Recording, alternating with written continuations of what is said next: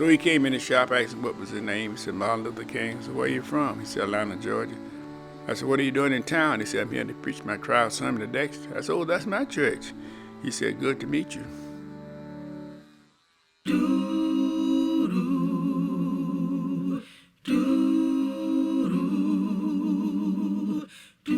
We're about to hear the story of the Barber and the Rev. The Barber is Nelson Malden. The Rev is the Dr. Reverend Martin Luther King Jr. We'll hear a different side of King and a perspective on the civil rights struggle from its core, with stories most of you have not heard before.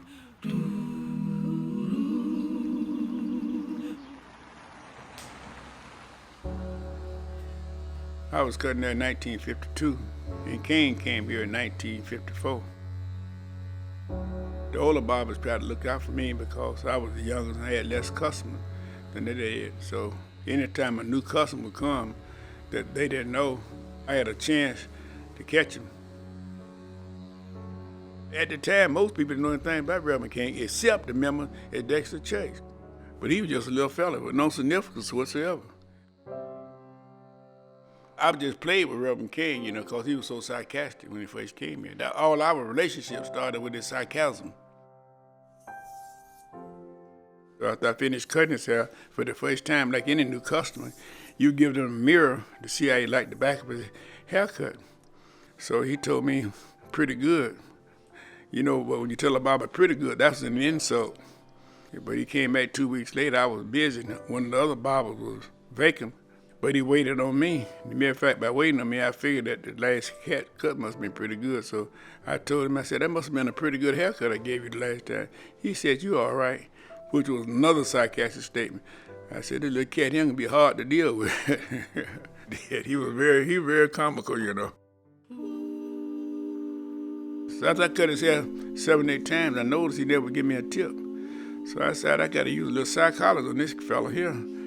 I said, Rev, when you finish preaching a sermon on Sunday, and Sunday members tell you what a good sermon is, doesn't that make you feel good? He said, yes.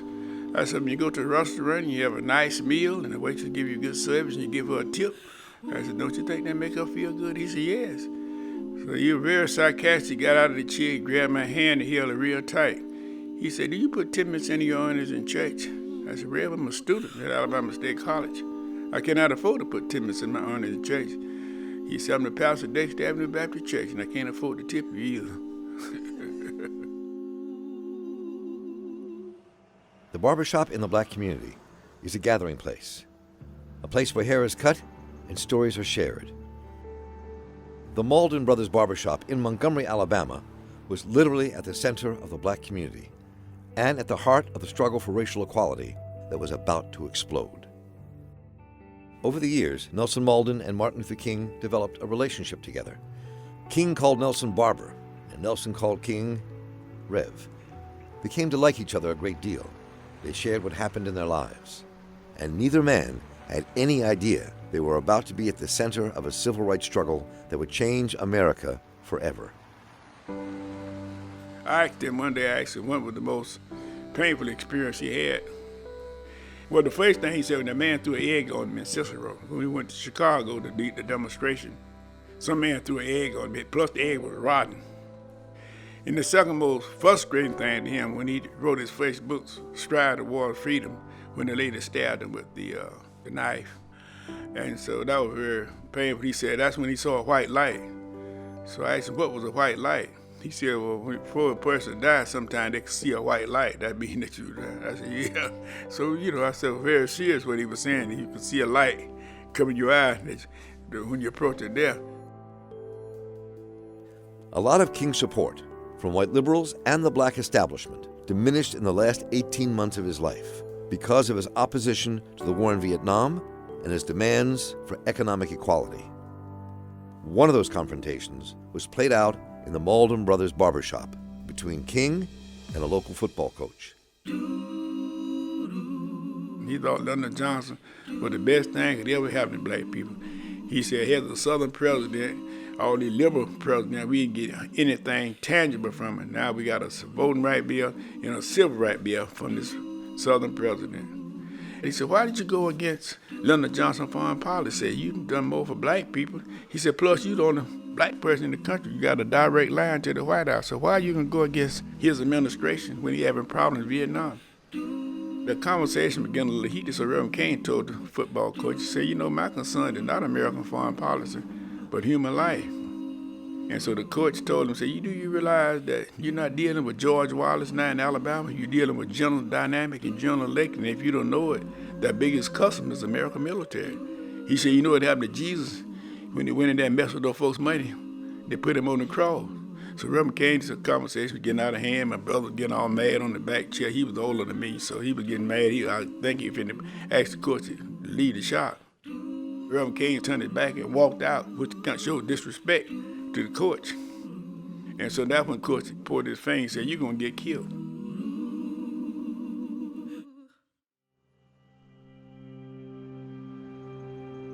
The right wing, the FBI, and parts of our own government sought to end King's power and reputation, if not his life itself. When he came in the shop, we saw two white men parked across the street from the barber shop, which is not common because it was in a black community. Very seldom you see a white man parked in front of the shop. And so a few months later, he came back by the barber shop. On this time, we saw two white men on this side of the street parked in front of the barber shop. So we assumed it was security.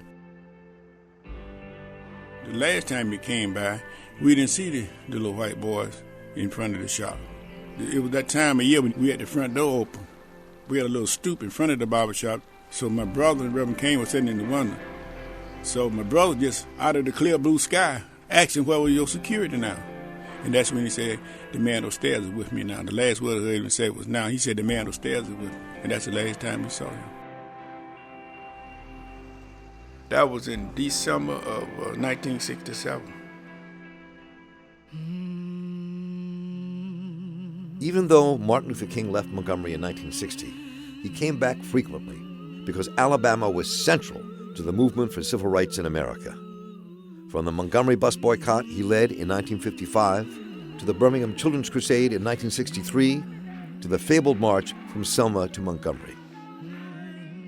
On his trips back to Montgomery, he would stay with one of his Alpha Phi Alpha fraternity brothers, who was one of his best friends, and he would always stop past the Malden brothers' barbershop to get a trim and see his old barber friend, Nelson Malden. Reverend King left Montgomery in 1960. He moved back to Atlanta. And every time he would come back to Montgomery, he would always live with one of his fraternity friends named Richmond Smiley. And when he was assassinated, Richmond was in my chair, and the telephone rang. He said, is Richmond there? I said, he's in the chair. He said, tell him Reverend King been killed. He leaned over and I grabbed him. And that was my experience when he was assassinated.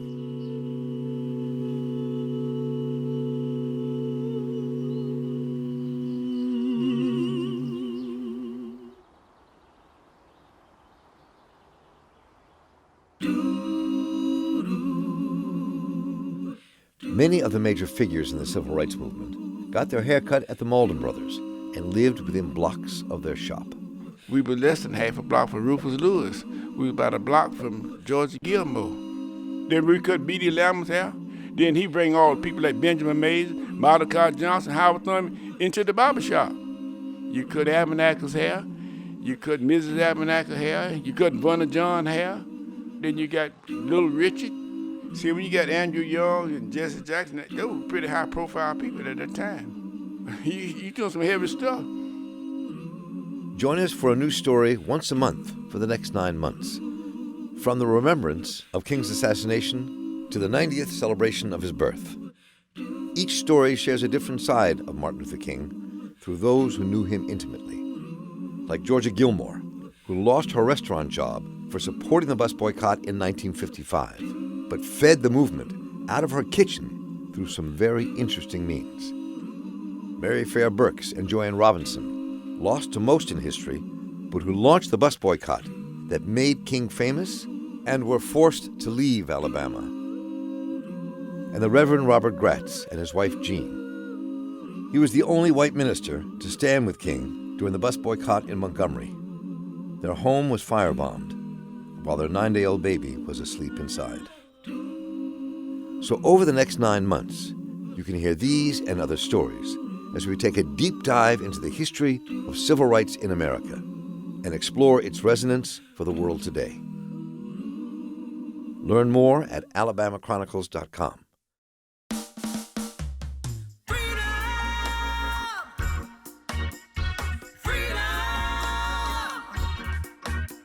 It's